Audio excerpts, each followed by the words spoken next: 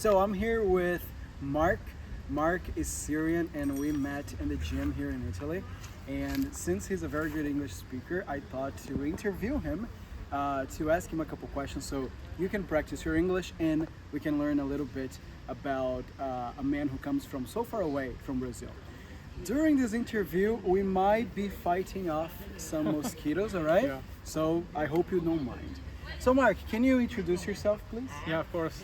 Hello everyone, I'm Mark Maxi. I am a software engineer. I came from Syria and now I'm in Italy here studying and I'm about to graduate. And as Rodrigo said, we met in the gym because I'm also a calisthenics athlete and we discovered our passion for calisthenics together. So we met and we started discussing these things and yeah, here we are. Yeah. The first thing I need to ask you, man, is the reason why you came from Syria is very different from ours. We came from Brazil here just to experience a little bit of Europe, digital nomad. Tell us, what was the reason you came from Syria to here? Yeah, it's for Syrians it's different because traveling outside their country to Europe, for example, or any other country is hard in terms of the documents that you need and the hardships that you and racism even in embassies. So Syria is kind of on the blacklist in terms of the countries that are allowed to go out. So for me, the motivation that I had to why I had to leave the country is to escape the war because the war is brutal. So I had to decide to escape the war. That's my first priority. Mm-hmm. And yeah, I found also a program that combines computer science with biology, which is something I like, and yeah, I find it something interesting. That's why I decided to come here, and yeah, that was my priority to come to first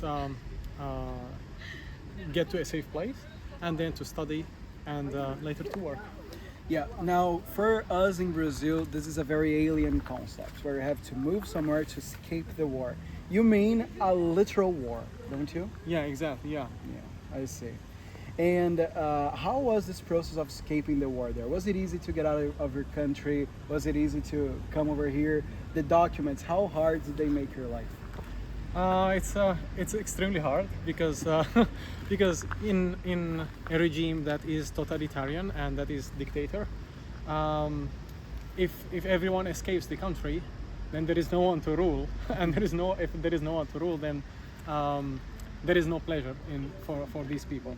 So they have to make everything hard for you. So they force you to stay and suffer for no reason. For example, if you want to get your passport, my passport is valid only for 1 year and a half. It's 2 years, but 6 months is lost, so it's basically 1 year and a half. And I have to renew it every year and a half. And for example, since I'm living in Italy, there is no Syrian embassy in Italy. I have to go outside of Italy and pay a lot of money on the road and just to renew a passport. And the process of renewing a passport, it takes like 6 months in order to get your passport, and that's very very sad when you see like other nationalities, they do their passports within a few days, but you have to wait 6 months to get your passport. And that's your how you suffer as a Syrian outside your country. And when you are in Syria and you want to go out, so taking the process of taking your passport there is extremely hard. People wait on queues for days. Days? Yeah, some people come at 2 a.m. Sorry, in the morning. They sleep on the street just to reserve their place in the queue, and maybe they are kicked out at the end of the day at 3 p.m. for example. It's so easy to be told that there is no more paper, come tomorrow, and you come tomorrow, it's the same thing. It's just very very sad and very terrible experience, but I had to fight. You can pay some money, but also I mean pay some money to get your things done and sorted out, but you have to know who you want to pay because if you dealt with the wrong person, if you didn't pay him enough, he will punish you for sure because Yeah. you didn't respect him. So you see, the next time, don't complain about Brazil. Oh, you need a passport, but we get to come to Europe for 90 days just with a passport. No need for a visa. So Yeah. we should stop complaining a little bit, I think, right? And Mark, for you coming to Europe as a Syrian, how was your experience? Did you experience a lot of cultural clash? What about learning the languages here? Is English enough for you to get by? Okay, so for cultural differences, I didn't see much because I'm living in Italy, and Italy is has a very similar culture to Syria and the Mediterranean area in general, like Italy, Greece, Syria, Lebanon. I mean, the entire Mediterranean area has some cultural similarities. So it was not shocking that much. But for in terms of language, of course, language is the core of the culture.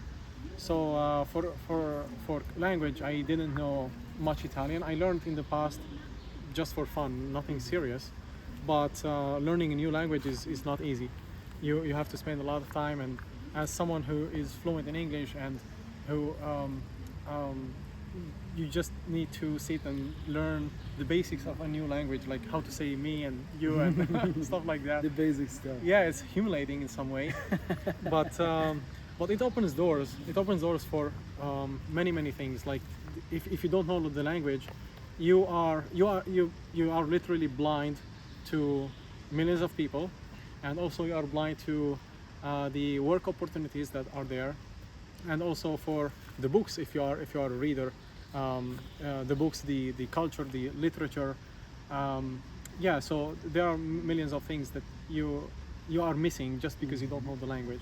So I think learning a new language is something worth if you are moving to a new country and if you are planning to stay in that country, even if you can pass the day by just English, or even if you can work by just knowing English. I think it's even worth to learn the language of the country that you are living in. Absolutely. Yeah. And you speak very good English, man. What is the native language in Syria? Arabic. Arabic. So how did you get to learn your English living in a country that speaks Arabic? Yeah, that's a very interesting question. I have some goosebumps now because English is a near and dear language to my heart. I started learning English. I found my passion for this language when I was very young, like when I was 14. Yeah, I was 14, 13, something like that. I discovered my passion for English, and I started studying English, not just from the class books, but I bought books from the library to learn the grammar, to learn vocabularies, and even my teacher back then, my teacher, I was like in a competition, not in competition, but when you are young, you have to impress. When you like someone so much, you have to impress him. You know, like a kid who wants to always impress his parents, so he always tries to do something cool. And the same way it was for me. I liked my teacher so much, so I wanted to impress him. And the way I wanted to impress him is, for example, learning new vocabularies and start to asking him about these things and the grammar. And he encouraged me. He didn't put me down. He had the thing that he had a dictionary in his pocket all the time. Yeah, he taught me a very interesting lesson in life, which is it's not shameful to be ignorant about something. And so he motivated me to learn the language, and I also did develop that skill. And when I graduated from school, I knew good English, but I was not able to speak. I was not able to understand listening because at school you are mainly in written and reading in English, but you don't practice speaking or listening. So when I graduated from high school, I was 18. I started to explore the world outside the school. So the first thing I tried was exploring my body and exploring my physical abilities. So I started learning about parkour, which is a sport, like some people call it extreme sport, but in my opinion it's not. So I started learning about parkour. So Yeah. I'm sorry to interrupt. So This is Okay. something that I always tell my students. You learned about something you wanted, but in English. Yeah, exactly. You learned about parkour and calisthenics in English. Exactly, yeah. That's the point. If you want to learn something, you have learning a new language is a very personal thing. Like I know, for example, let's say I'm C1 in English, and you are C1 in English. Both our vocabularies will not be the same. Our grammars will not be the same because our interests are not the same. Everyone is interested in something different than the other. So of course I will know vocabularies in some areas more than vocabularies in other areas. And when I start watching videos on parkour and on YouTube, especially from the people that are my best friends, they are the Tab brothers. They are the best people in the world, in my opinion. I have long story behind them, but anyway, these people, I start to follow them on YouTube. They do parkour videos. They do later. They start doing in kung fu and martial arts, and some calisthenics as well. So I learned not only these skills as physical skills, but I also improved my listening. When I first started, I was not able to understand anything from what they say. I just wanted to learn the skill itself, the how to do a movement, how to flip, how to do something cool. Nice. But with time, my ears started to catch the words, and every person has a specific way of introducing themselves and introducing everyone has his own touch, his personal touch. So when you start watching some people for a long time, you start to understand what this personal touch they have in their videos, and they start to become familiar with you. They are not just strangers on the internet. You build some kind of relationship with them, Yeah. and that improves your ability to absorb the information, absorb the language that they are speaking, and that was what helped me in learning the language, or more specifically in terms of speaking. So repetition is key, right? Yeah, For us. repetition. You watch exactly. the same guy for a long time, and Exactly. you're gonna start understanding more. And specifically in niches, it depends on where people live, how they pronounce it. So niches that are interested to you. If you are interested in fitness, watch more fitness videos. If you are interested in philosophy, watch more videos in this term. Or yeah, Yeah, that's a problem. That's actually a mistake many people make learning English. They just try to learn it as a tool.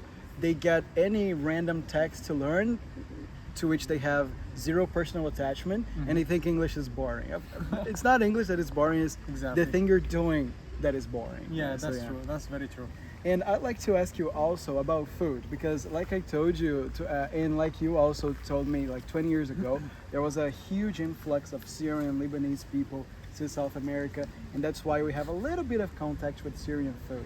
Now, tell me, what is a staple Syrian food that you can tell any Brazilian to try? Kebbe. What is it called? Kebbe. Kappe. Explain. Okay, kebbe. So this is the thing. I'm not so much familiar with the vocabularies in terms of cuisine and food. No worries. But I'll try my best. Sure, sure. So kebbe is like a bowl, but bowls of meat, and inside it there is also meat and onion, and it's prepared inside the oven. You have to cook it and eat it.